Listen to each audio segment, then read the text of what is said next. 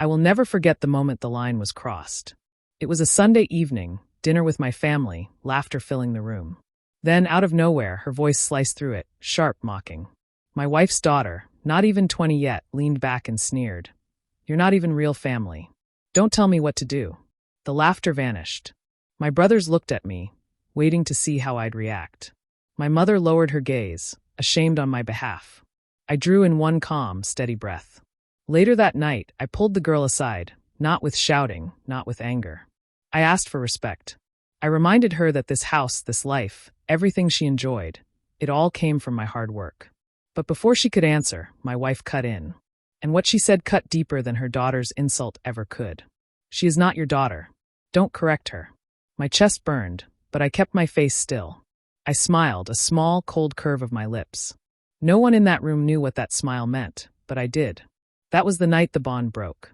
3 years ago, I married her mother. I brought stability, wealth, and a longing for a family of my own. I opened my home to her daughter, paid her tuition, bought her a car, secured her future. I believed love and time would turn us into family.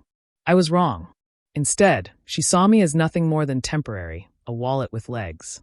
And my wife, the very woman who once swore I was the man she respected above all others, stood by her daughter's arrogance. That night, lying awake, betrayal sharpened inside me. It wasn't about disrespect anymore. It was about truth, who they truly thought I was. Disposable. And they were about to learn how wrong they were. I didn't argue again. No yelling, no threats, just silence. I let them think they had won. But in that quiet, I planned. I checked the paperwork. The car, under my name. Tuition, paid from my accounts. The apartment lease near her university, mine. Every thread of her comfort was tied directly to me. Then I made the call. My lawyer, a man who never asked questions, only acted. By morning, the car title was revoked. Her tuition canceled. The apartment lease terminated. In less than a day, her future collapsed. The next morning, she came down scrolling her phone, unaware. I was already dressed for work, coffee in hand. She froze. Her voice shook. "Why does my portal say my enrollment's canceled?" I said nothing. Minutes later, she rushed outside. The driveway was empty. Her scream echoed off the walls. When she came back in, her face was pale. "The landlord says my lease is closed." "What the hell did you do?" Her mother rushed in, frantic. "You can't just destroy her life like this." That's when I set my cup down and finally spoke. Calm. Steady. "She is not my daughter. I don't correct her. I don't provide for her. Not anymore." The room went heavy with silence. My wife's face drained of color. The girl's arrogance shattered, leaving only fear. But I wasn't finished. Revenge isn't one blow. It's a slow unraveling. I closed the joint account my wife enjoyed. Froze the credit cards she used so freely.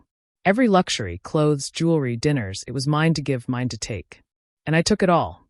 Within a week, her daughter was begging her mother for rides, for money, for help.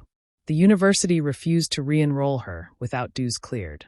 Her car sat locked in storage, hers only in memory. And my wife? She bore the weight, too. Friends whispered. Family asked questions. Every outing reminded her that security was never hers. It was mine. The confrontation came a week later. I walked in to find them waiting. My wife's eyes red, her daughter stripped of her usual sharpness, sitting silent. "You've made your point," my wife said. "But she's just a girl. You can't do this to her." I studied them both. The arrogance was gone, replaced with desperation. "I didn't punish her," I said softly. "I just stopped rewarding her." The daughter's voice cracked as she whispered, "I'm sorry." The first apology I had ever heard from her lips. But it wasn't for me, it was for survival. I nodded once, then looked at my wife. "You chose her over me. Remember that. From now on, your choices carry consequences." That night, I slept soundly for the first time in weeks. Not because I had destroyed them, but because I had reclaimed myself. I reminded them of the truth. Respect isn't a gift. It's a debt, and I do not fund those who spit in my face. This time my smile returned, not cold but satisfied. They wanted to show me my place. Instead, I showed them theirs.